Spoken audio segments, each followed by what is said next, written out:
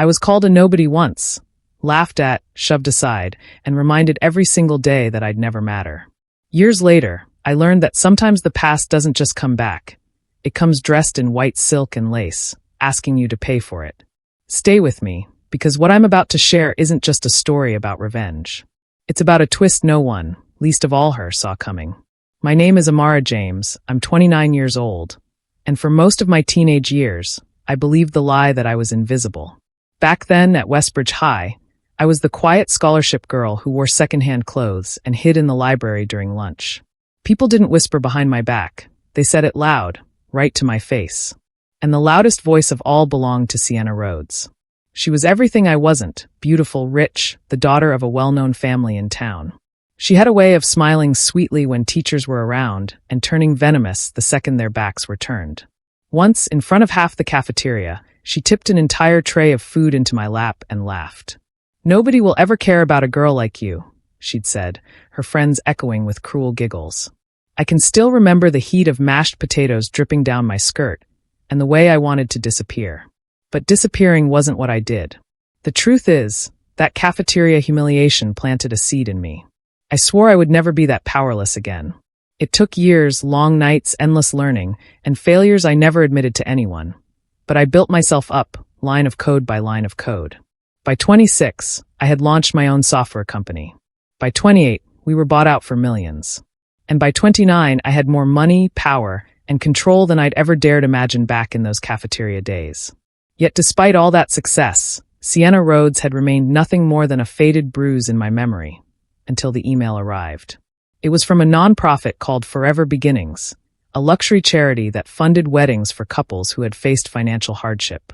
I'd been an anonymous donor for years, using it as one quiet way of giving people the joy I'd once thought I'd never have. But this time, when I clicked on the application they forwarded me, I froze.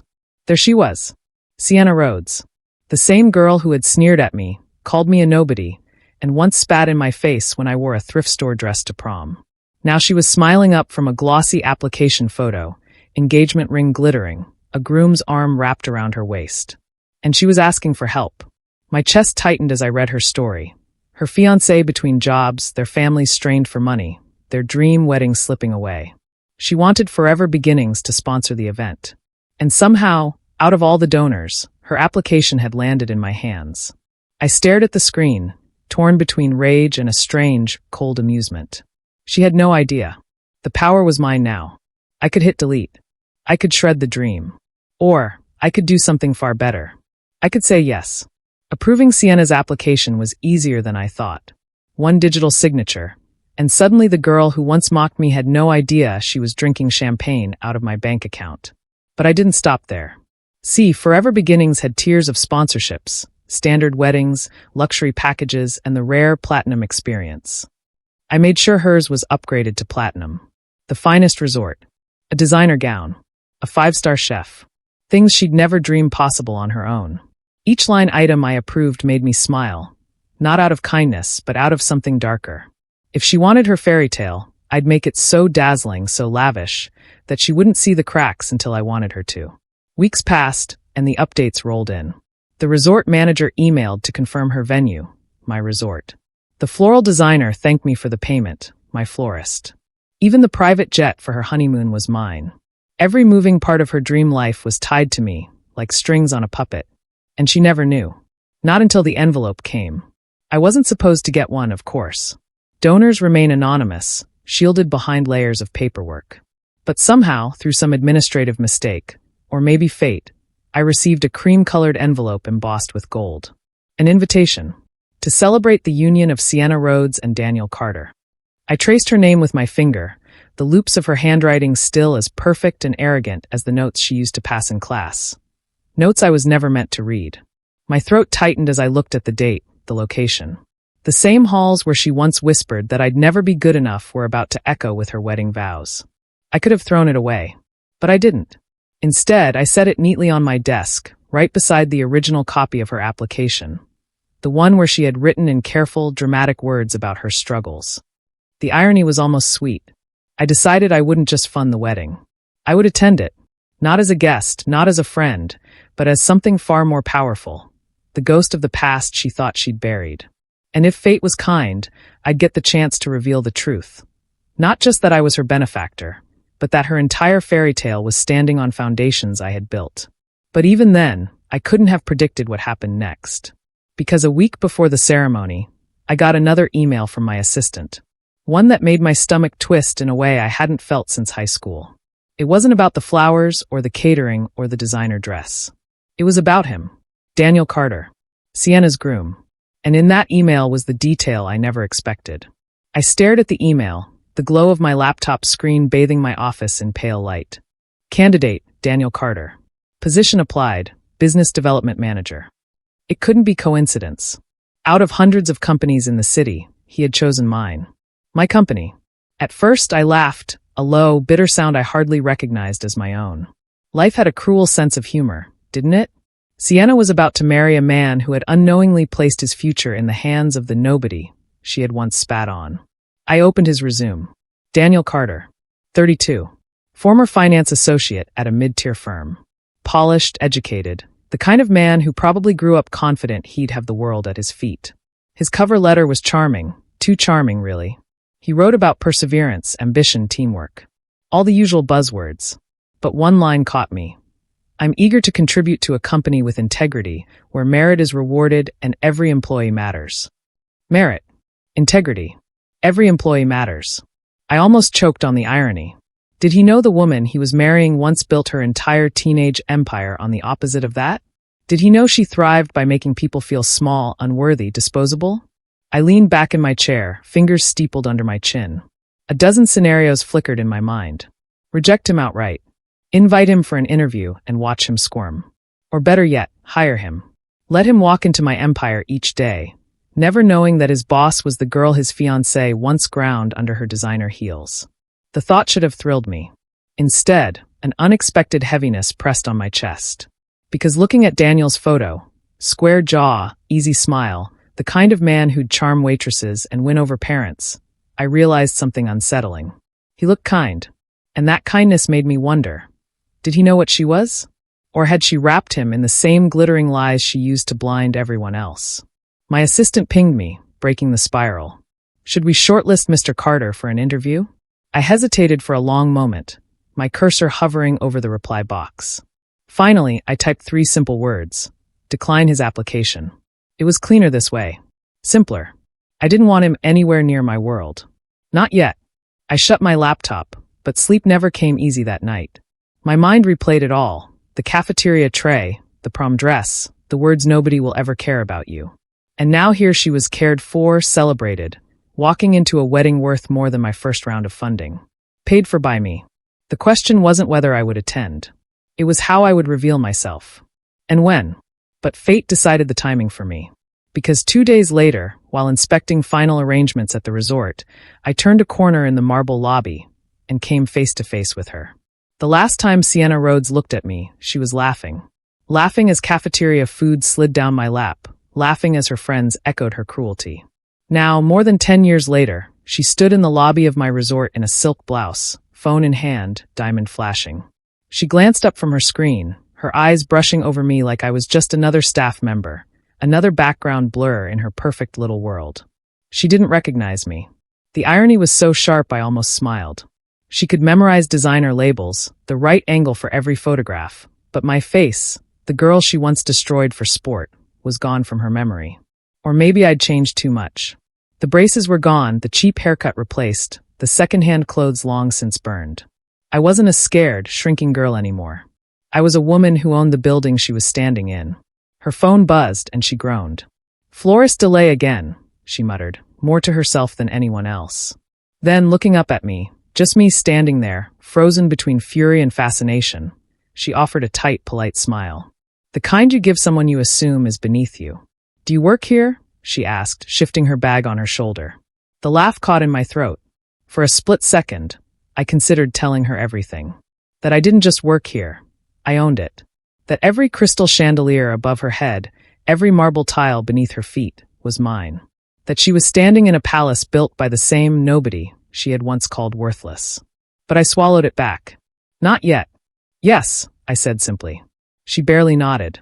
Then you'll want to make sure the arrangements are fixed before Saturday. It's unacceptable, really. My fiancé and I deserve better. Her words sliced me open, but not in the way they used to. Back then, they would have shattered me, left me running to the bathroom to cry. Now they only fueled something colder, sharper. I'll see what I can do, I replied smoothly. She gave me one last distracted smile, then swept past, heels clicking across my marble floor like a victory parade. I watched her go, heart pounding. The audacity, the blindness, the fact that even standing inches away, she still couldn't see me. But that was fine, because I wasn't here to be seen. I was here to watch, to wait, and to choose the perfect moment to shatter her illusion. And that moment was coming sooner than I thought.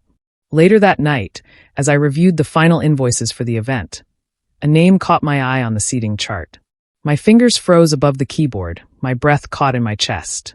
Row 3. Table 5. Daniel Carter's parents. Daniel Carter's parents. I read the names 3 times, as though repetition would change the ink on the page. But there it was, reserved seats, 3rd row, in clear view of the aisle where Sienna would float down in her designer gown. I leaned back in my chair, the seating chart trembling in my hand. This wasn't just about Sienna anymore. A wedding wasn't only 2 people. It was 2 families colliding, binding themselves together in a show of love and trust. And she had dragged them into my world. I didn't know much about Daniel, other than what his resume revealed. But parents said everything. If they were kind, warm, respectable people, then they didn't deserve to be tangled in the web of her lies. A memory surfaced, Sienna's voice in high school, dripping with disdain. You'll never sit at the good tables, Jade. People like you don't belong there. And now here I was, holding the power to decide who sat where, whether anyone sat at all. For a fleeting moment, I considered canceling it. One phone call, and the vendors would scatter, the lights would go dark, the dream would collapse before it began. Sienna would finally taste the helplessness she once forced down my throat. But no, that would be too merciful. I wanted her to shine under the spotlight first. I wanted her to believe the fairy tale was real, only to watch it unravel thread by thread. The day of the rehearsal dinner arrived, and I made sure I was there, not as the owner, but in plain black attire, blending in with the staff. I moved like a shadow, invisible but everywhere. Daniel's parents arrived early, and when I saw them, my stomach clenched. They weren't flashy or arrogant. His mother wore a modest navy dress, pearls at her neck. His father shook hands with every staff member he passed, thanking them sincerely. Good people. The kind of people who raised a son that believed in merit, in integrity. The kind of people who would never imagine their future daughter-in-law once ruled a high school cafeteria through cruelty. As I watched them laugh gently with the waiter, something inside me hardened. They deserved to know who they were welcoming into their family. But how to reveal it, subtle or brutal? My chance came sooner than I expected. While I was overseeing the wine delivery in the back hall, I heard laughter echoing off the walls. Sienna's voice, sharp, familiar, unchanged. Daniel is so lucky I said yes, she giggled to a bridesmaid. Honestly, if this wedding wasn't at a 5-star resort, I might have reconsidered. They laughed harder. Do you know what the best part is? Sienna lowered her voice, but I was close enough to hear. We didn't even pay for any of this. Some pathetic donor picked up the bill. Probably some lonely old creep. Can you imagine? Heat surged in my chest, my nails digging into my palms. A lonely old creep. She was talking about me. The morning of the wedding, the resort glowed like something out of a magazine. White roses lined the marble steps, crystal chandeliers glittered above the ballroom, and the ocean stretched out behind the altar like a painted backdrop. It was everything Sienna had ever wanted.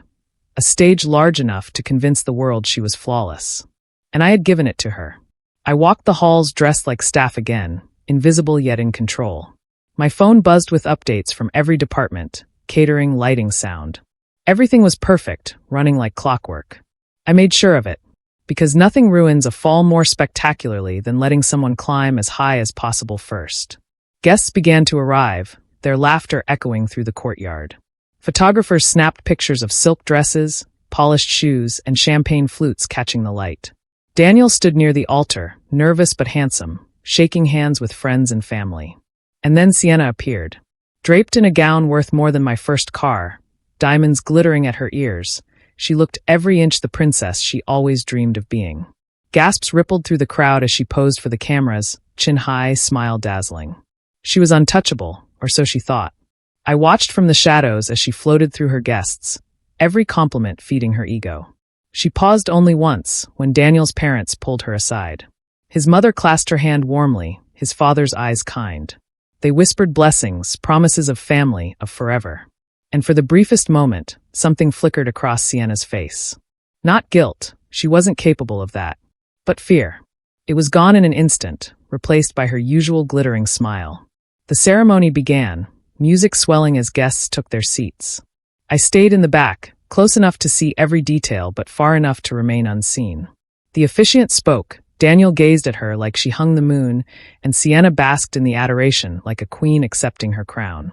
I almost pitied him. Almost. Because while he promised forever, I knew the truth.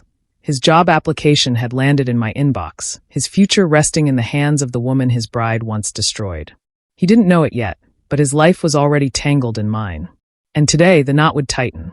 As the vows ended and applause thundered, I slipped away to the private lounge where the reception gifts were stored. Among them was the one I had arranged, the true beginning of her unraveling. A small velvet box. Elegant. Innocent-looking. But inside wasn't jewelry. It was a single photograph. The cafeteria.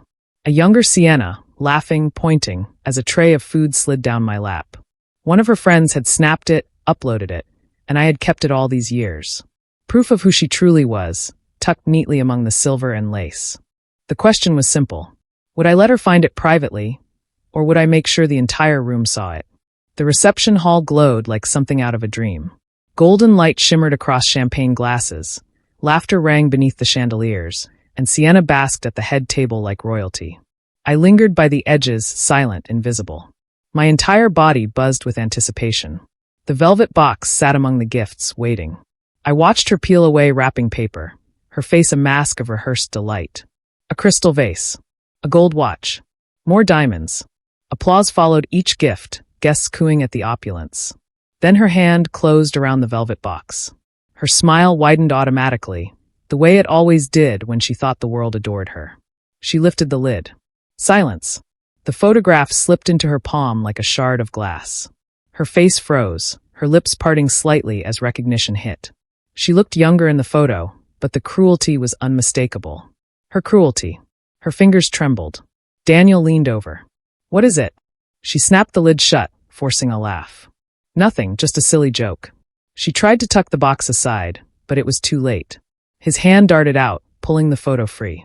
The room fell quiet. Gasps rippled through the tables. Guests craned their necks. Daniel stared at the picture, confusion darkening to something colder. Is this you? He asked softly. Her face flushed crimson. It was years ago, just kids being kids. But the photo was already passing from hand to hand, whispers spreading like wildfire. She laughed at her? She called her a nobody? Daniel's mother pressed a hand to her chest. His father's jaw tightened. And that was my cue. I stepped forward, no longer hiding, no longer silent. The crowd parted instinctively, eyes snapping toward me. Yes, I said, my voice cutting through the chaos. That was her. And I should know, because I was the girl she humiliated. A hush fell over the hall. Sienna's eyes widened. She blinked at me like she was seeing a ghost. Jade. I smiled, but it wasn't kind. You called me a nobody, Sienna. But this nobody funded your wedding. This nobody owns the resort you're standing in. And this nobody owns the company that rejected your husband's job application last month. Gasps. Murmurs. The air crackled with shock. Daniel's face went pale. He looked at me, then back at her. Is this true? Sienna sputtered, her diamond earrings catching the light. She's lying. She's jealous. But the room wasn't buying it. Not when the proof was still in Daniel's hand. I let the silence stretch, savoring the weight of it. Then I leaned in, my words for her alone. You built your kingdom on cruelty. Today, I just turned the lights on so everyone could see the cracks. Her hands shook, her mask finally shattering in front of the very people she wanted to impress. And as I turned and walked away, leaving her crumbling behind me, I realized something. This wasn't revenge. It was freedom. If you enjoyed this story, make sure to like, subscribe, and hit the notification bell. Thank you.